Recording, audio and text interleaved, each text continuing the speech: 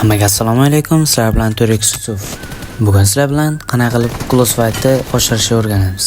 Agar siz Closefight'dan to'g'ri foydalanib o'tishni o'rganib oladigan bo'lsangiz, uncha do'stingizdan qiynab qo'yishingiz mumkin.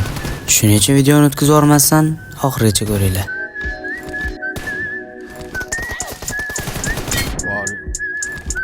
Closefight'ning eng muhim mohiyati to'g'ri aim ushlash. Agar siz kuchli o'ynashni xohlasangiz, iloji boricha o'zingizlardan kuchli igroklar bilan o'ynashga harakat qilinglar. Va doim shunaqa poligonga kirib, o'zingiz uchun mashq qilib qo'yinglar.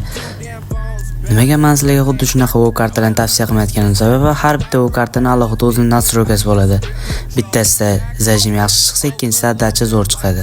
Shuning uchun shu kartalarga o'rganib qolmasliging uchun xuddi shunaqa poligonda o'zingiz uchun mashq qilishinglarni tavsiya qilgan bo'lardim, chunki poligon ofitsialniy PUBG'ning o'ziniki hech qanaqa igroklarni yasamaydi.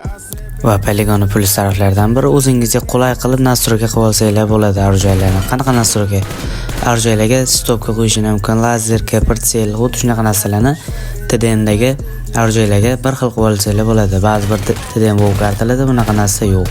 Shuning uchun ham eng qulay menimcha poligon bo'lsa kerak. Masalan, o'zim ochgan Turix Family gruppasiga taklif qilaman. U yerda har xil terren turnirlar bo'ladi. Shaxsan o'zim terren turnir sizlarga tashkillashtirib beraman, o'zim ham o'ynayman. Hammaga omad, sizlarni kanalimda kutib qolaman.